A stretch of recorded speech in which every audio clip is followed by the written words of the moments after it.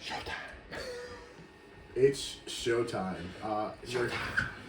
Another Escaping Success podcast with your host, Adedire and Tom Leffler. Welcome to the show, everybody. Absolutely. You guys are in for a very good one today.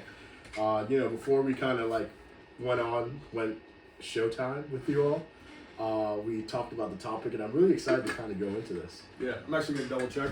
We're talking about this on anxiety. Exactly. We had several situations. Oh, we're rolling, baby. We had great episodes, and they just didn't film. So, but we just keep pressing on. So. Yeah, it's all part of the journey. It's actually quite interesting. We don't quit. No. So, Tom, what was the topic again today? Good question. So the question was, what does being a man mean to you?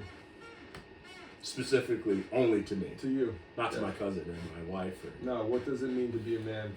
Like, in your current state, what does being a man encompass for you? Like, what does a man do? What is AD as a man? What are your responsibilities? What do you do throughout the day? Or how do you present yourself, your mindset? Like, what is AD? Like, what does being a man, manning up, look like for you? A father to the home.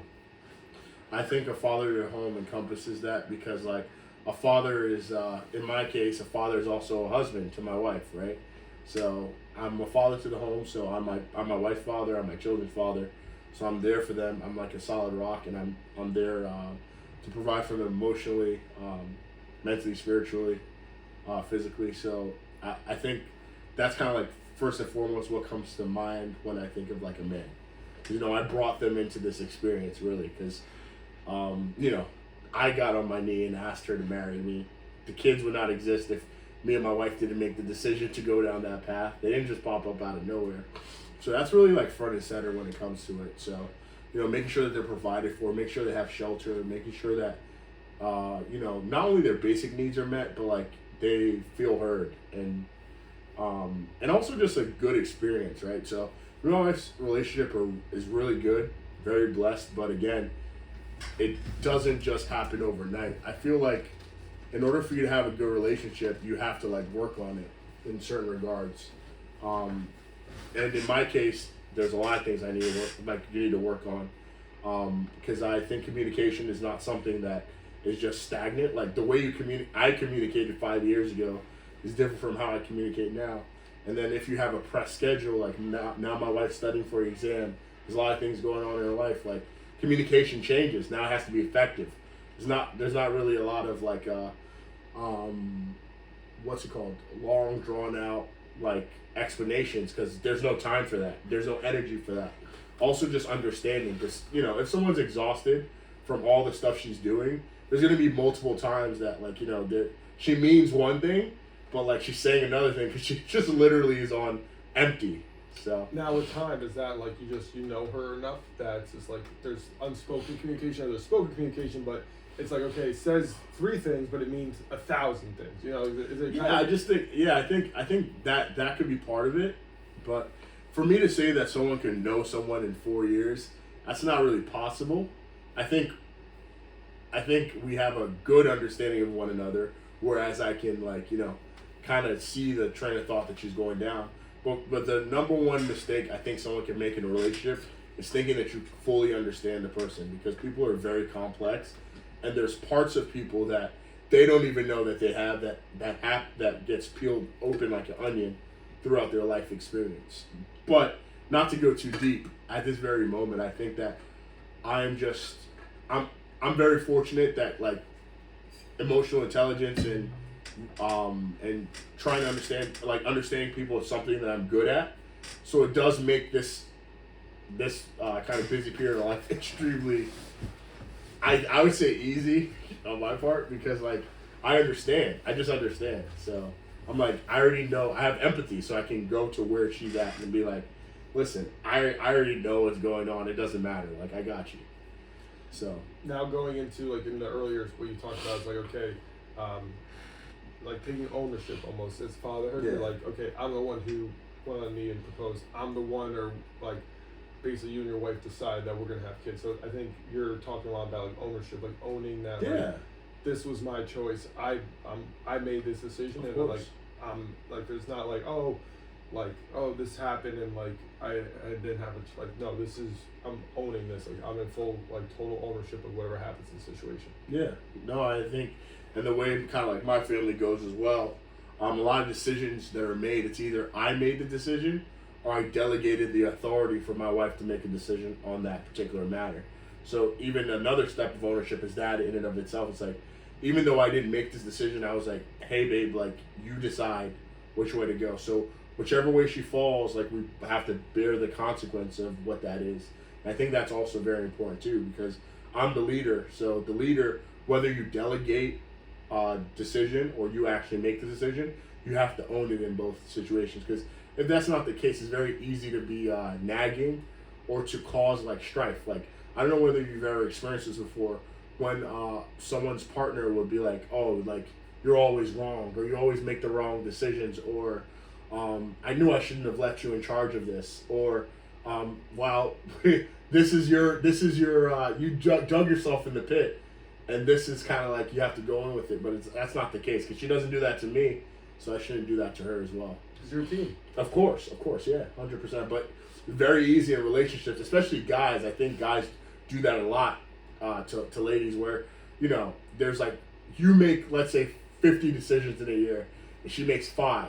And of those 5, 2 or 3 of them did not pan out as expected.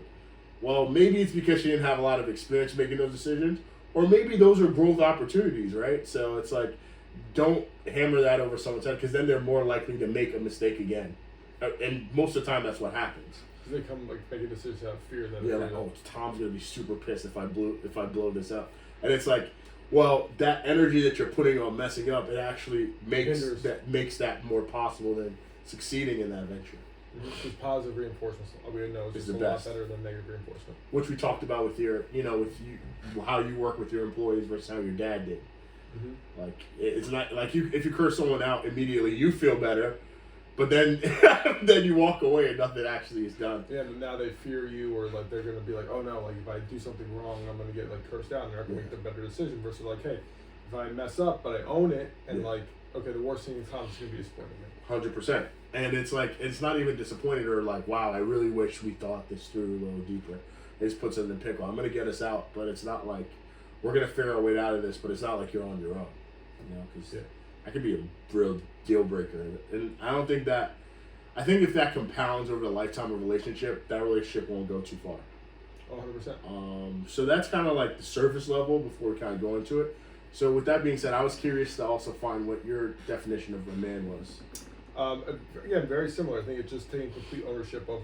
I mean, I don't have any relationship, or I don't have kids, so like we're different stages in that aspect. But I believe it's just taking complete ownership of my life, everything.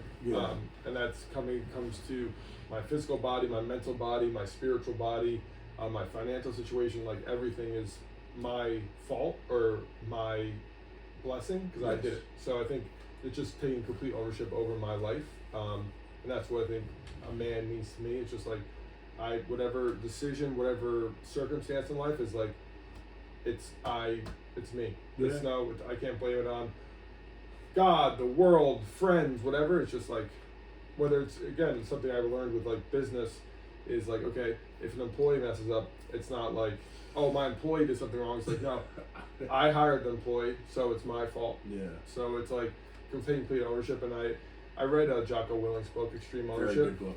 And that really opened my eyes to like what a real leader does. And I think as a man to me is a leader.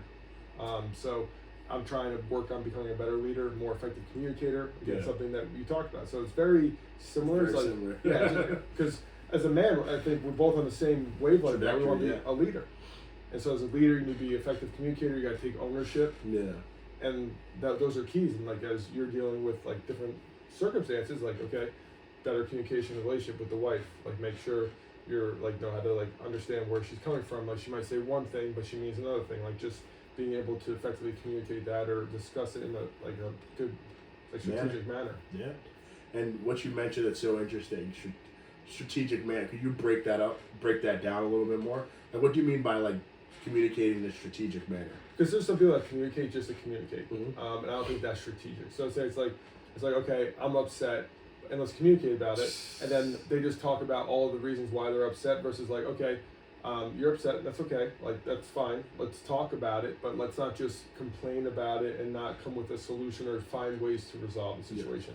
And I think also, I'm just aware is like, okay, guys and males and females were different. Yeah. Males were more like problem solving, like, okay, this is a problem, let's fix it.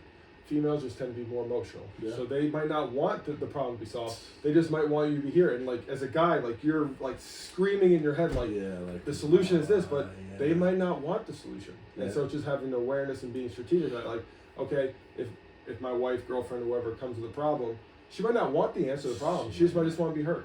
100%. Versus like if I came in with a problem, like, AD, dude, what do we do? We're trying to get and AD's solutions. like, okay, we do this, you should do this. I'm like, good, exactly what I wanted, I'm gonna go do it. You know, so it's very simple. It's very simple, like, straightforward. Cut and dry. But if you're not strategic, Problem in my life, where's the solution? I've tried to figure it out my way. The only reason I'm bringing it to your attention is because I believe that there's something I'm missing and you can find a solution. But like you said, that's completely different with the opposite sex. Mm-hmm. For them, it's just the comfort. Because again, bro, you being support for someone, it's so complicated because it's like, it's not so complicated. It presents itself in different ways. So like listening to someone is a form of support. You mentioned you're screaming to yourself, you're like the answer is right here. But if you're really listening to them, you know that's what they need at that moment. Sometimes they even know the answer to their question and they're still going down that dumb rabbit hole. They might just want a hug, or they might just want you to sit there and be like, okay, I'm just gonna listen to you. And there's some things that really don't make sense because it is an emotional decision, and then you have to like allow them to go out on it because for some reason that's important to them. But you know, as a man, you also have to draw the line because you don't want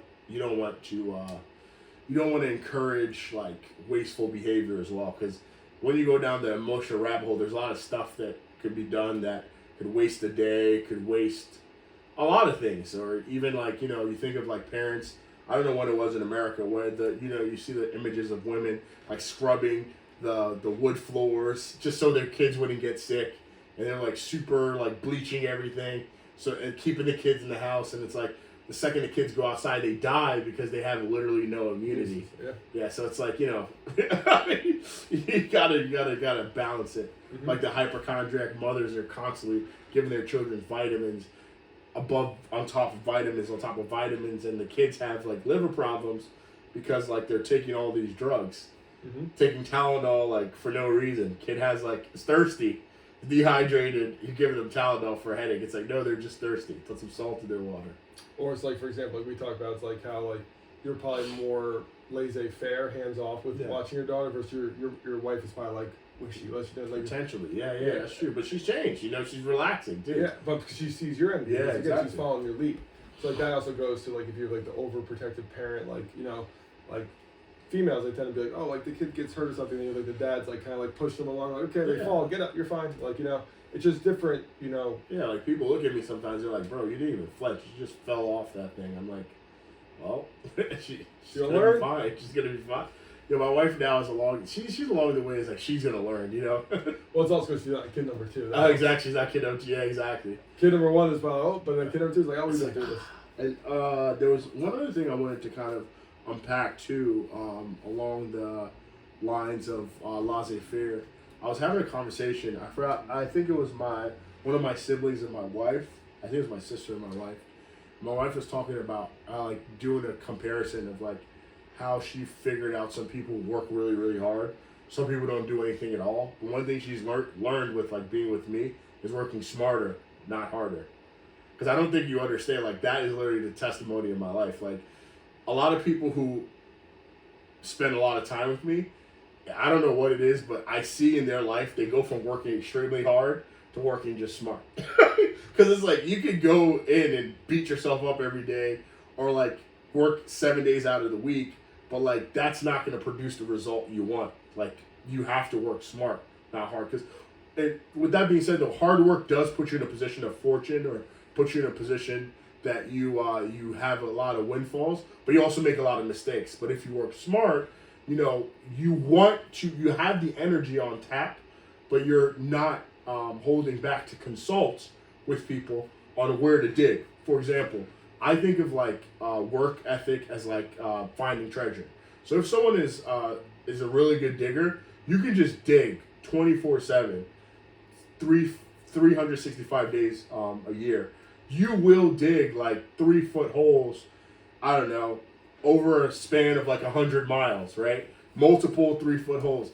But the issue is like, you may find fortune and find some gold and like close because there's such an abundance in that particular area. But if you were someone like myself, you would consult. You'd bring someone else on, someone who has a metal detector, someone's very familiar with the landscape, someone who's even familiar with other landscapes that a lot of people haven't dig, and you'd go super, super deep and like harvest a lot of the treasure while not necessarily, exactly, least effort, while having other things in your life kind of going along, or even being able to keep up with that pace of productivity over a very long period of time.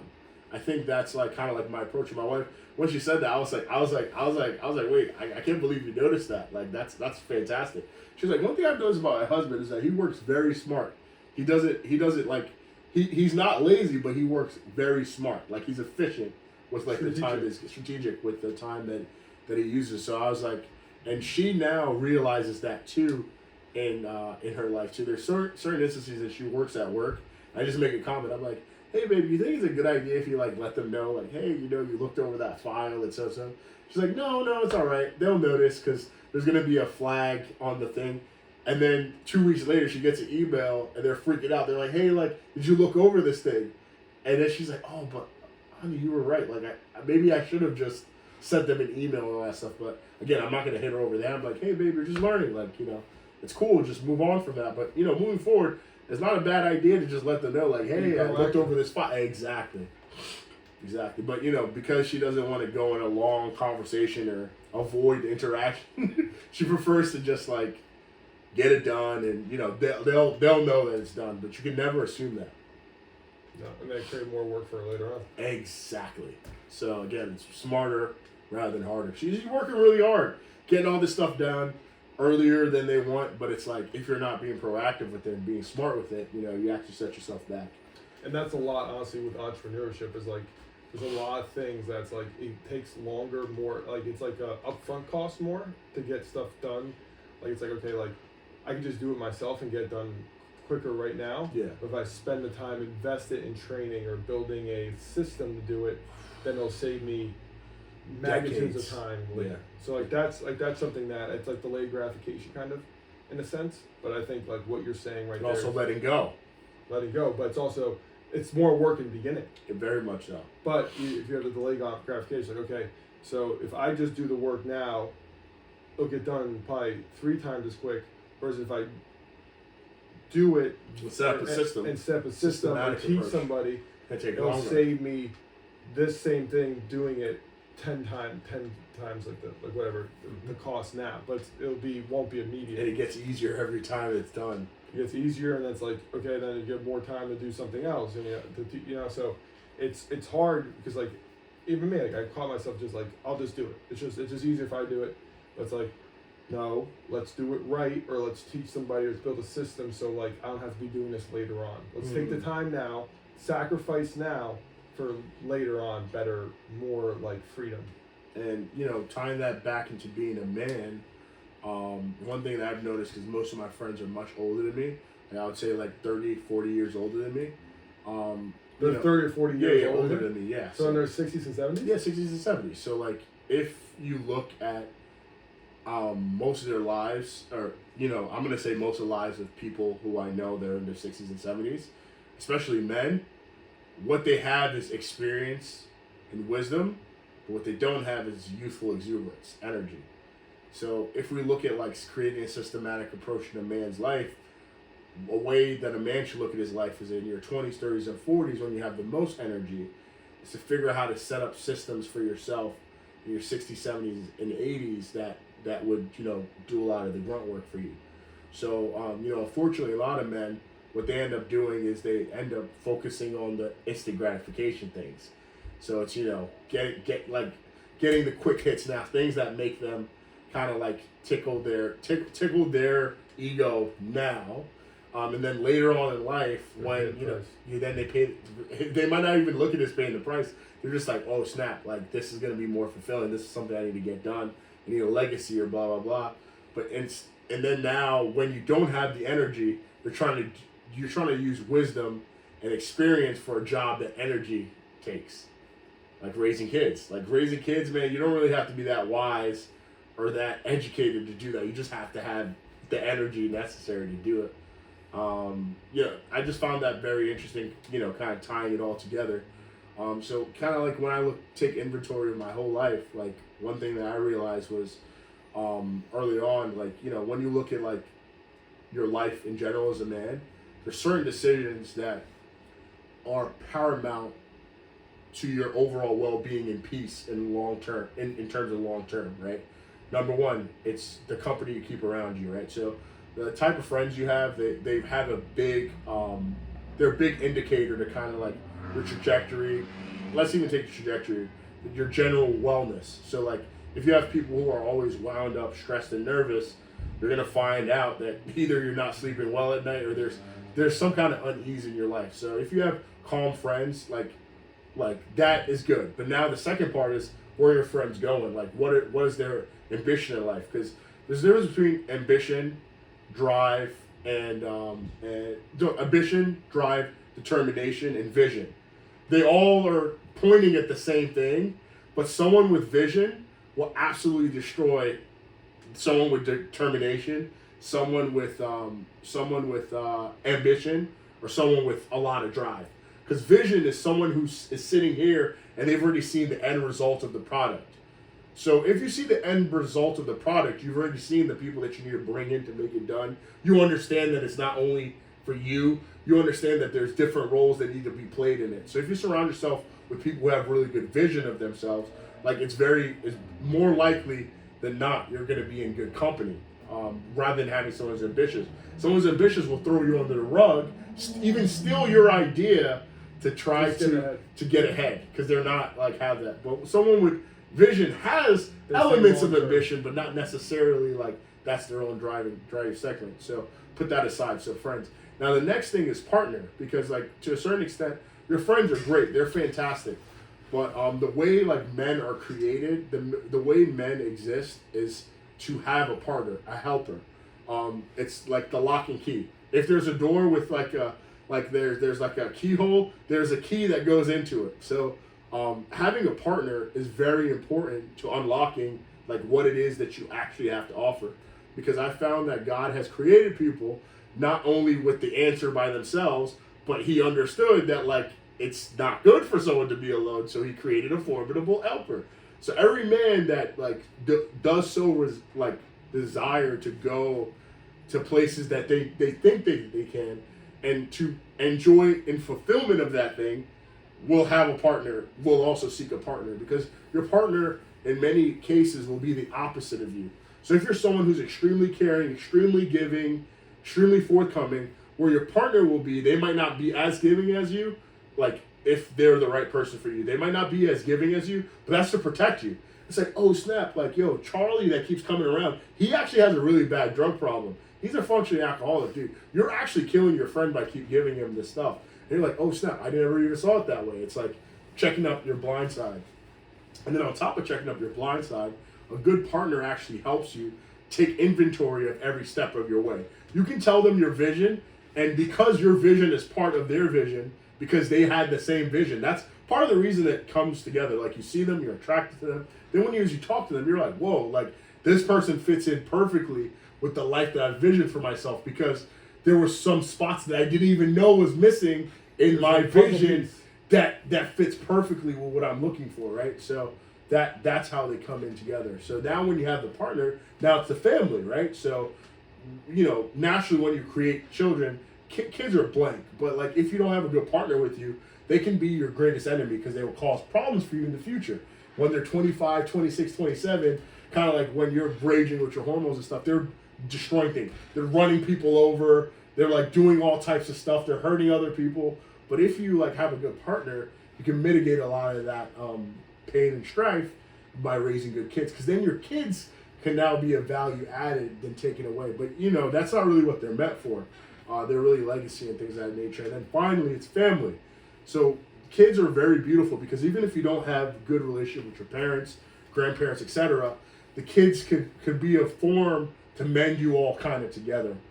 So, I kind of looked at that when I was younger, and I was like, wow, that's really beautiful, kind of like how that works together. But a man knows how to orchestrate all of these things and use them strategically, and I hate to say things, but aspects of their life to now create an experience that is very, forthcoming to one that he truly desires.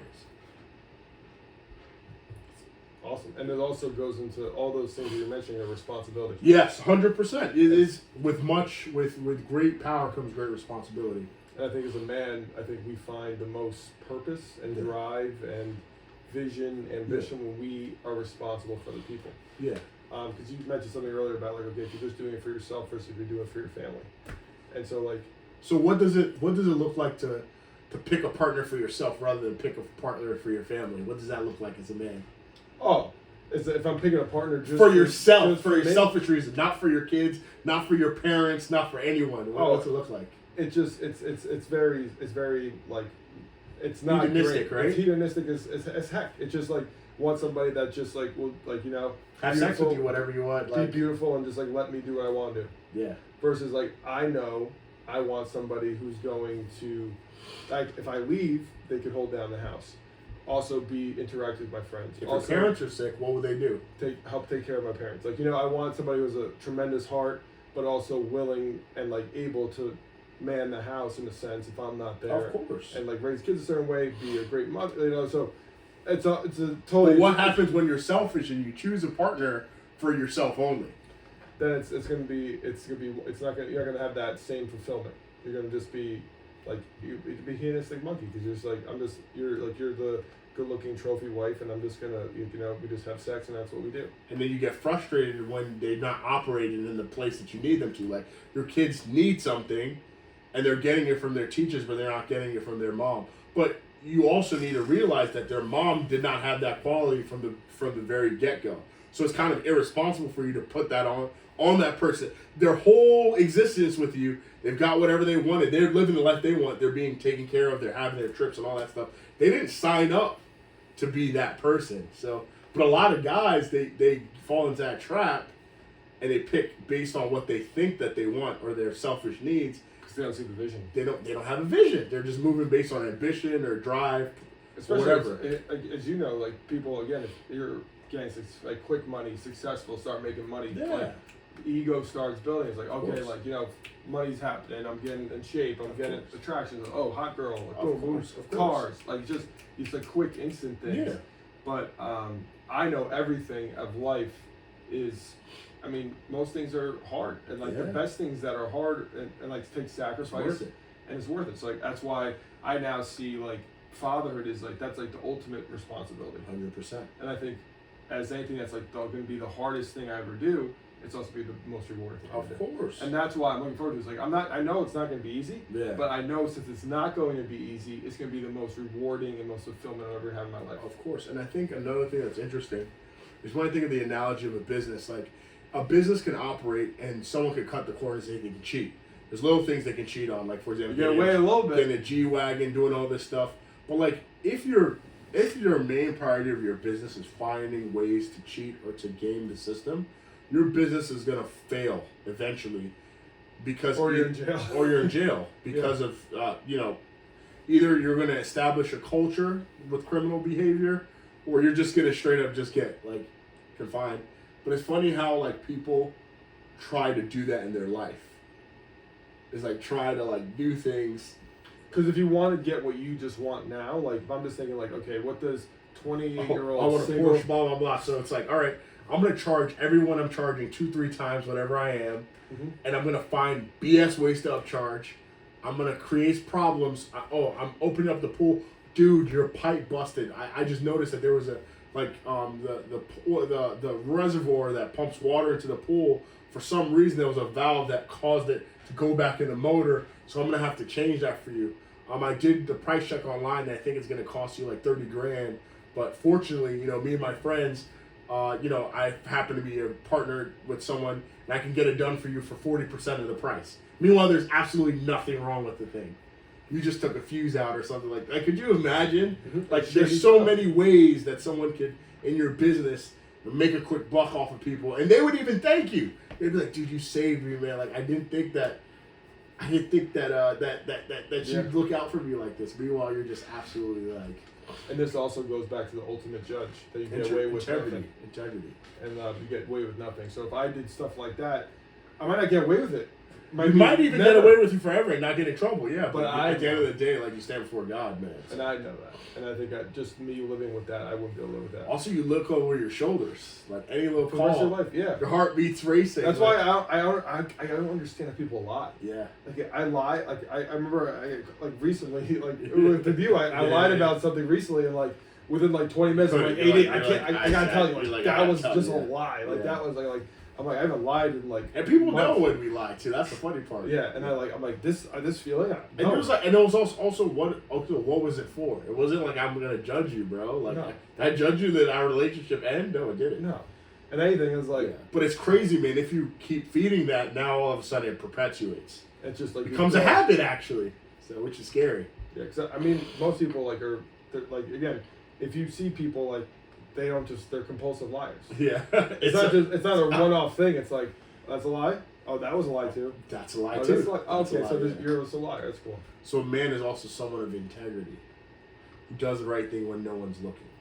That's the key. I think that's the thing. And what I realized, and I think it's a good and bad thing, I realized you can't get away with anything. You can't. And so I realized it's a good thing, because then I'll always do the right thing. But then it's also hard. It's hard. I mean, it is difficult. I mean, there was a time when it was easier, when I didn't really think about that stuff. Now it's anything I do is I can't not do it the right way. Yeah. I just know it's not worth it. So it's I got. It's not ethical, And I know it'll beat me inside. And it's it actually is not hard, I think, because it's just the right thing. Me and my wife, we spent 30 minutes yesterday copying keys. Then we went up and we were like, "Oh, we want to pay for it." They were like, "We don't take Apple Pay," and that was the only form of payment. We just spent all this time copying these keys. Are you kidding me? And it was funny, even while we were doing it, my wife was like, "We could just walk away with these. There's no one watching." I was like, "Yeah, I know, but we're not going to do it." She's like, "Of course not." She's like, "Of course not. Of course not." But it's just very interesting that we joked about that, but then we ended up walking up, and the lady was super nasty and rude to us, and and we could have just been bumped that, walked up, but that was never even on the table. Because we know that's just not that's not who I am. Even though it's just $10, it's not worth it for me. Because that's not what a man does to you. It's not even about peace of mind. I just wouldn't do that. I just wouldn't, yeah. Because that's not you. It's not your identity. Yeah, it's not even a question. It's not my identity, yeah. It's not even a question. And I think it's also you realize that some people, they never have that. They never. Yeah. There's some people that they look out for stuff. And they love. I got off on it. Yeah, I got off on that. I want to steal that. Oh my god! It's not even because they want it, because it's for free. They get a high off it. Yeah. So it's crazy. There's a lot of. It's kind of sick if you think about it. It's so sick. It's just bro, it's the people who want to get pooped on their chest. That's their sexual fantasy. I think they call it Cleveland steamer. Well, I wouldn't be surprised if there's a correlation. There's a correlation between people who like to get off on things like that while at the same time feel it. Because think about it. You want someone to poop on your chest and you get off on that, it means you literally feel dirty. You feel like you're a toilet, right? Let's look at that very surface level. Not even trying to be deep. I love how we got to this conversation. But it's true, though. Oh, something's off if that's what you want. Yeah, but think about that. I wouldn't be surprised if that person's hiding a secret. I'm sure they got other stuff. There's a big part of their life that is awesome. There's something, they got a lot going on. Yeah, for them to derive joy in that. There's something, they got some demons they're facing, man. 100%, I don't know. 100%. But again, it's crazy. It's funny that I just threw that in. That was great. I was not expecting that. That was a new one. I'm sure our listeners will appreciate that. It's like someone just kind of why did I tune into this? They tuned in or they're kind of tuning out. I thought it was a Stanley steamer. You said it's a Cleveland steamer? Yeah, I don't know what it is exactly. I've never desired it, but I'm just thinking someone's just driving and they're listening to our podcast kind of monotonously, and you just hear them wait, what? How do we get becoming a man and pooping on a chest? That's where we go here. We go anywhere. But no, I honestly think you're right though. I think it's like, okay, if someone wants that, there's something else going on. So it might be. Of course, bro. Again, I even think like that, like because I've heard of that before. I never thought like they're dirty and that makes sense. But it makes sense, doesn't it? Makes logical sense. Like I'm dirty, I'm a toilet, so I should be like crapped on. Literally. Like, cause it's like literally a physical manifestation of what they feel of themselves. That's crazy. Wild, right? It makes sense now. It's disgusting. It actually makes a lot of sense. It makes a lot of sense. It's gross. That's crazy. Yeah. That's life's a trip. It is. It is a trip. And I think, I mean, we all have things that, like, I think a lot of people, they're not letting themselves feel or they're, like, neglecting. And it causes extreme things like that to happen in their lives. And they don't realize it. Of course. Like, cause some people just don't have an awareness. Like, they might be like, you know, they might have, like, an issue with, like, one thing, and they're like, never knew about it, and like it led into so many other things like, oh, I can never maintain a healthy relationship 100%. because I have this unresolved conflict from like as a kid. 100%. And it literally manifests itself through that, like you're like bizarre. You're like, what is going on? Like, what is this? Like, I didn't know you had this side to you, but it's like, nah, bro. That's what happens when you like you leave trauma unchecked, or you leave like certain aspects of your life unchecked, or even you're suppressing like certain aspects of your life and living a double life. Mm-hmm. It's definitely going to creep out. And I think that's also goes to... And watching someone when they're exposed to... Because that's another interesting thing, man. Like, when someone lives a double life and they're, like, caught or they're brought out in the open by someone, it's very interesting how, like, they kind of spaz out. It's like they're like... Yeah, like, they never would have thought that this day would come kind of thing. That's crazy. Sorry to go there. No, I find that to be so interesting. Yeah. Some CIA stuff. CIA stuff. You're saying, double life. Like, yeah, like, how could you, like, how is that possible? Like, yeah. That's something I guess it's a fear. Yeah. But I know I have nobody in my, that I get that sense of, good at reading people, but, like, you could meet, you can meet someone and think you know them. As a guy, and they're completely as someone in the dating market, like, you know, like, I could meet somebody and they could be so good at lying or so good at, like, you know, telling a story and, like, carry the story, because I don't know who they are, like, 6 months, a year, and it's like, I don't even know, like, you know, it's like, I don't even know this person, you know, like, that's... But, you know, you can really know, because that's why family and friends are important, right? So you bring them around your family, you bring them around your friends, like, you know, there's comments... There's unbiased, there's things that your parents say, your sister says, you're like, oh, wow, like, you're right. Like think about some of your past relationships. Oh, my sister's the harshest critic there. No, but I'm saying, but, like, there's certain times you're like, oh, she knew we were doomed, like... Yeah, she knew, yeah. I was saying, like, and I think that's a great thing, is, like, bring around... And, so imagine you have someone and you don't bring them around any of your family. Oh, I would never. And you completely, fully commit your life to them. You marry them. You know, you just sign away your life to them without that. Well, that's a red flag that they wanted to move so quickly as well. And not see your friends and family interact. Because I think, too, I'm also in a stage where... Or not show their friends and family. That's true. That's so true. Like, I'm at a stage, like, I know if, like, say, for example, hypothetical, like, I'm dating somebody and I bring it around you. I know you as my friend, like, maybe like, not there, but yeah, I'll be like, a guy. Something's up. You gotta check this. Yeah, and I want you to, and I know, like, and I'll bring it up in a respectful way. Yeah, now, like, when she's sitting there, I wouldn't say something. You suck. You're the problem. You my issue. Tom, stand up, get out. Tom, run. Yeah. Tom, get out of here. I'll hold her back. Nah, man, it's all good, man. Like, but you're right, man. It's like I just see it. You're just like, yo. Like I remember very clearly some that you dated, and I'm like, so bro, like, what's up, man? I'm like very respectful though. Oh yeah, of course. And in my mind, I'm like, bro, there's no way that this is gonna last. And I'm like, oh, that's cute. He thinks this is the one. All right, let's see. It's cute. It's cute. Oh, that's great. Oh, I love it. Yeah. Look at him. He's just wasting his time again. He's gonna suffer again in a couple weeks. Not even suffer. It's like, bro, look at him. He's just wasting her time again. Like, yeah, so it's fun. I mean, no, but I love you. Yeah, I'm not gonna like. And that's why I love you, because I know you'll tell me if I ask, like, the truth. You give me a real answer. Yeah, and I would also present it in a way that it's not breaking. Like, just I will ask you a series of open questions where you will come to a conclusion on your own and be like, and you know, We all even when know. we're having the conversation, you already know. And I'm honest with you, I'm like, yeah, you're right. Like, I think I own it. Like, I know, like, as you unpack it, I'm like, and it's just kind of annoying because you're like, bro, I wish I could just slide under, but I like don't let you. I'm like, and I like that. I'm like, dude, I see this. Ronnie Coleman's with the flashlight. Exactly. He's like, yeah, buddy.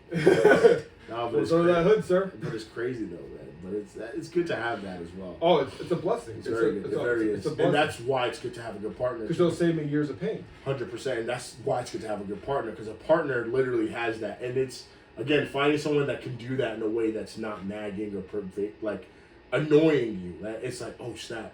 Joe, thank you for that. Like, again, get this shit back mutual on course. respect and like wanting the best for the other person. Yeah.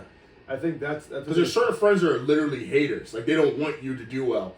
And they're saying the same thing. But it's like, it's coming from a place of like, I don't want him to be happy. I don't want him to be fulfilled, which is like scary. It's scary. And I think some people don't even realize that. And that's a really scary part. There's some people who have friends and you literally look around, you're like, your life would have been so much better if this person never entered your life. It's like scary to say that to someone, but yeah. And that's, I mean, if you're friends with the other person, you'll probably tell them that, like in a healthy way, like, dude, like this person's hey not. man, like, you know, I think at this point in your life, like with this decision you're looking to move with, I think you should move around it, but kind of keep it. Don't update me on it till you get to this point. Just kind of like, don't talk to anyone about this because this is a very like sensitive. Yeah, you stylishly like advise them. This is a sensitive topic. I'm just gonna say. And as a man, that's very important too. Who you share your ideas and visions with. Someone could really break it, you know. Oh, it's. I think again, as a man, it's like being a real man. I think it's like being man enough to go through a phase where you might be lonely. I think that's also real man. Is like, I chose loneliness until I had the right people around me. Yeah. It's making a conscious decision. Like, I'd rather be alone than around the wrong people. And I understand that a lot because, like, even though you don't see me as being alone now, there was a point in my life that I chose that same thing, and very easily I did. You know.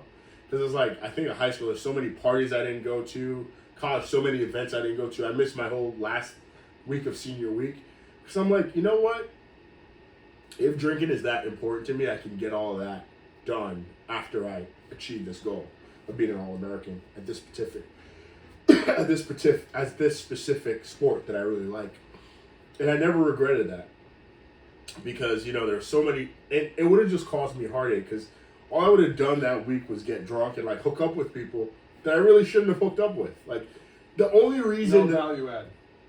The only reason that I could have justified that last week of like drinking with people and like getting super hammered is just hooking up with people that I may have like fantasized about like freshman year, which honestly would have came to no avail. Because at the end of the day, now that I'm with my wife, I'm like, bro, like anybody I've been with before her is I hate, respectfully, anybody who's listening to this, it's a waste of my time. Like, I hate to say that, but it's the truth. Yeah. So. And I think it's savage, but, like, it's the truth. Now, do you think the relationship was a waste of time, or you think just... Not the relationship. I think it's just hooking up with them. Giving my body away, or taking their body in that way. Because it was reckless. Like, what if we had kids? And now that would have disturbed my peace right now. It should change the whole trip. Exactly, bro. But, like, I'm going back again, standing in front of God about that. It's like, at those moments, I literally committed adultery. It's like, literally, sleep with another man's wife. Think about it. Like, because I was not emotionally mature, but I was having sex with that person or being with them, now, whichever partner they will be with, that those experiences they have with me is now a foundation of what they feel that act is.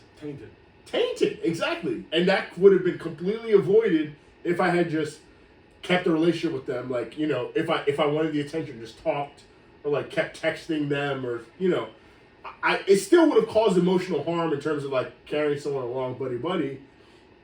But if you take sex out of the picture, I feel like they would have saw me for who I am a lot quicker without like, because there's something about sex that literally, I think, bewitches someone.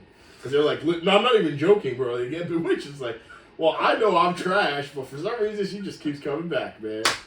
It's true, man. It's true. So I like that term, bewitches somebody. Literally, bro. So I put a spell on you. That's what it is, kind of. But put a spell on. I feel like I would have just avoided a lot of heartache if I had just like not done that. Because I have friendships with ladies from college that like we never had sex with each other, and we're good friends. Like, you know what I mean? I should have just did that with everyone.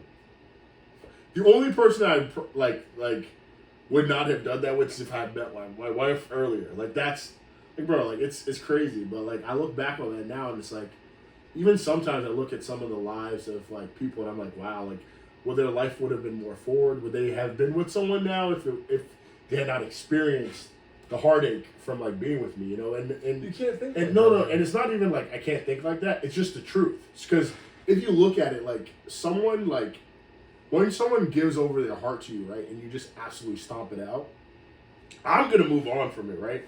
But not a lot of people will move on to it. Now, with that being said, though, I can ask for forgiveness.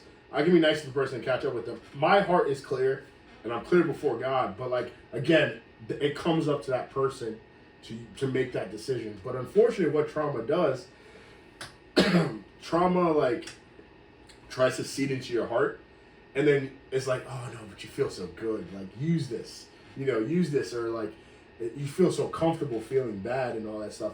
It's not my fault. Like I'm good. I'm in the clear. Like I'm having a good conscience. But again, it's like, well, now even though I'm a very small part of that narrative, it's avoidable. It's another thing if you're driving and there's a turtle on the road, you bump over the turtle, you have an accident. But if you purposely T-bone someone, it's a little different.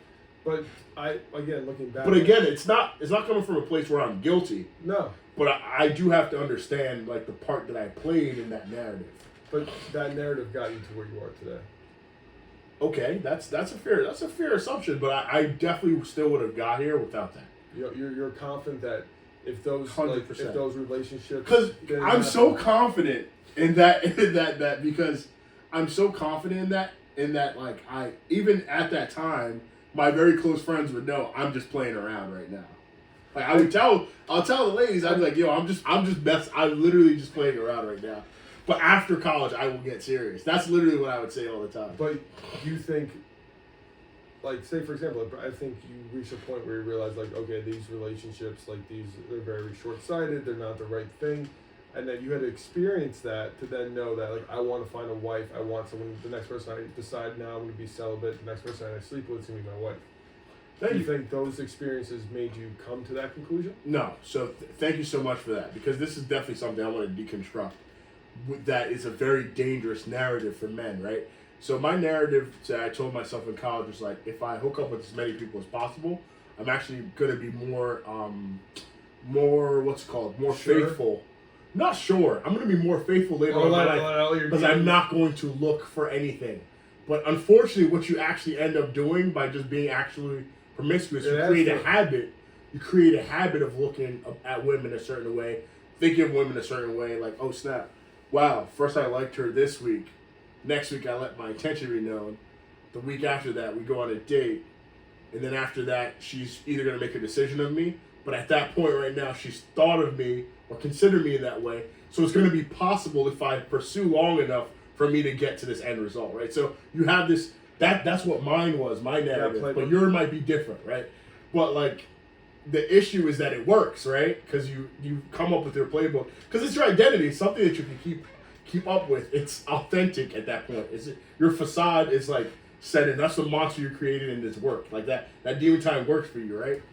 My issue with that is that actually, all those things have to be now deconstructed when you get into a formidable relationship. And I think, unfortunately, a lot of times people have good intentions and do find the right person, but because they've spent their whole lifetime as a man living that construct, you're like, oh well, while I was now doing that and I was kind of living in that life, you even alter the perception of what a wife is. A wife is someone that'd be okay with those things, or you start to because we're very dangerous. Like your mind is very dangerous, so you actually skew a good thing, and you now start looking at the partner as something selfish.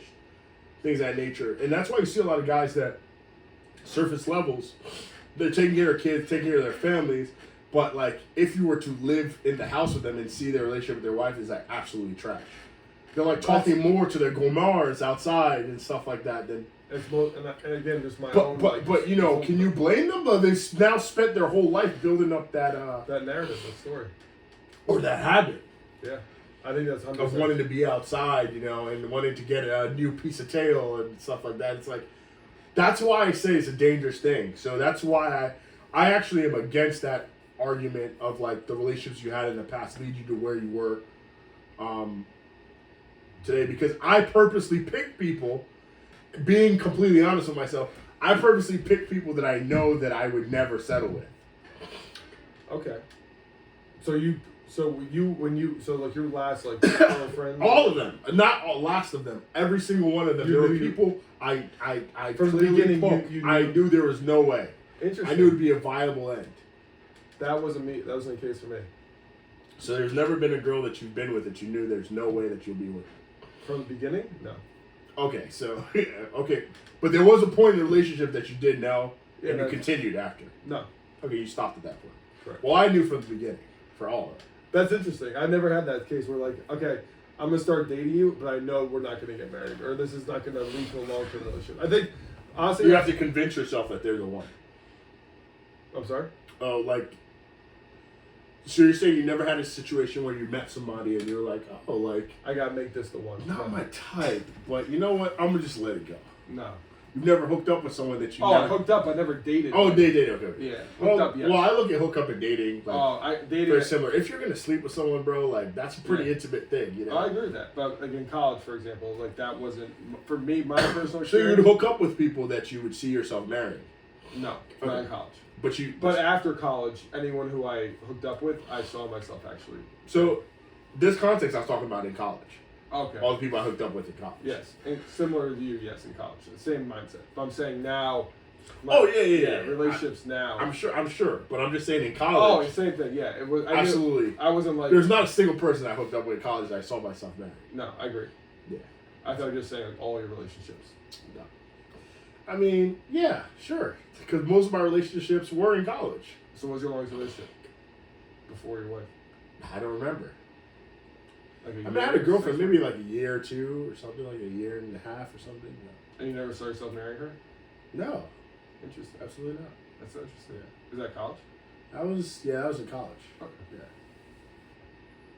I did it, man. It It was actually quite awkward. I remember I told her, and it was not a good relationship. It was not a good conversation. I bet it was not a great conversation. Yeah, man, that was like, a tough, we've been that was a together. tough conversation. I never man. see myself marrying you. So why have we been together for? Yeah, bro. Yeah. So yeah, no. Yeah.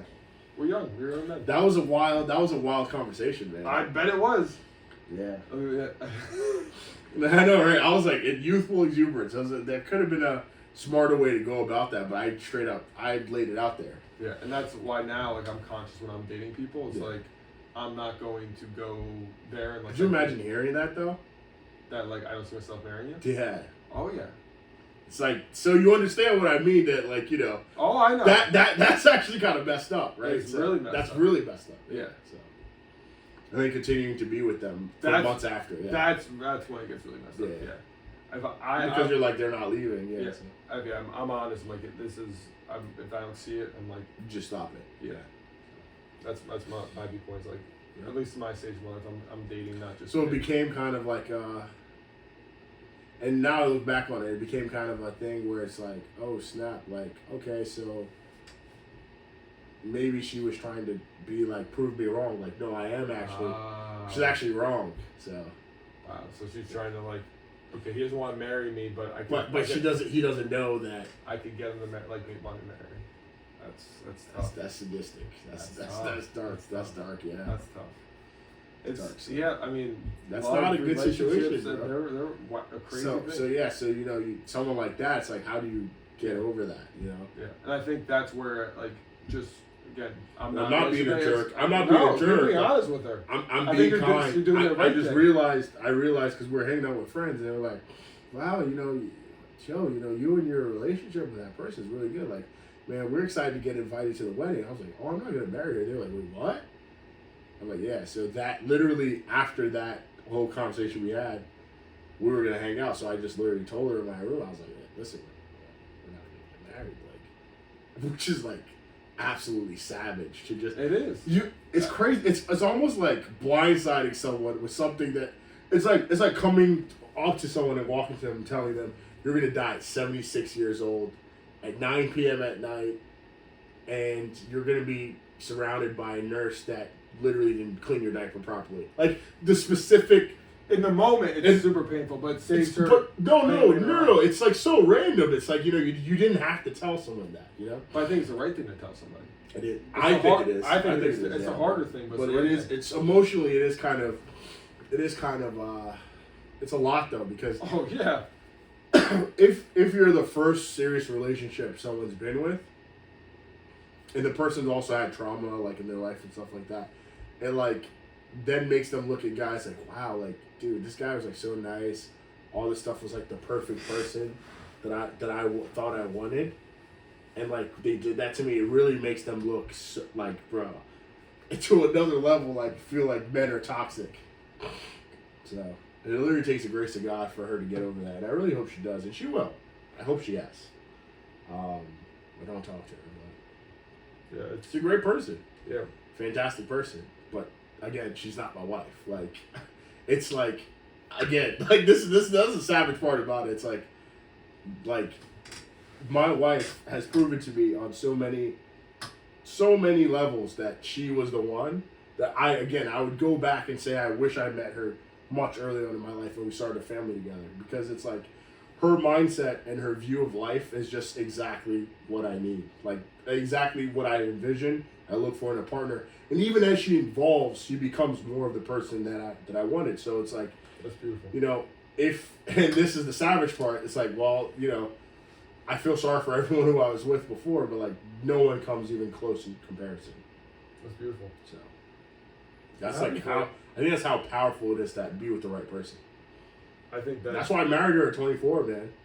That's awesome. Yeah, we married her at 24. We had our first kid at 25, our second at 27, and you know I want to have 8, but she doesn't want to have 8, so I gotta chill. I gotta take back. I gotta move back. But I'm telling you, man, it's like people might think I'm heartless after this podcast, but like I really, really do love my wife.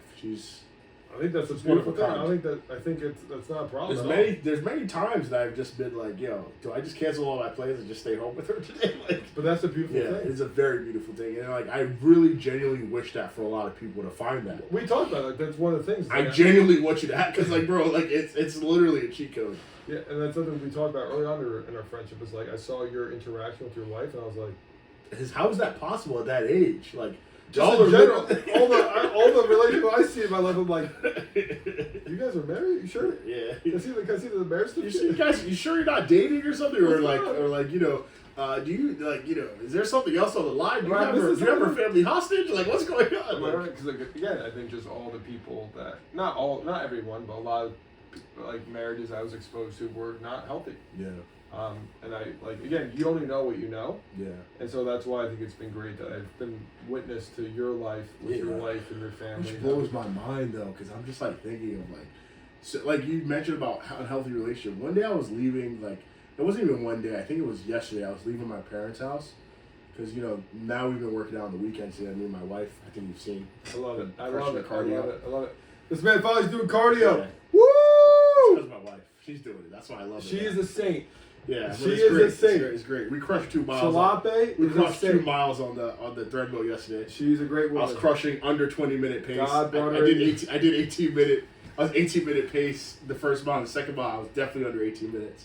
I was moving, bro. I was moving. You're moving a truck. Yeah, but my heart was only 125, bro. You're moving a tractor trailer over there. But anyway, I was leaving my parents' house and, you know, putting the kids in the car, and we were driving off at like 10:30 or something. I was walking down the steps. I was like, I don't think my parents understand how good my life is. Like, you know what I mean? Like, I was just thinking to myself, I was like, does my mom and dad really understand how good my life is?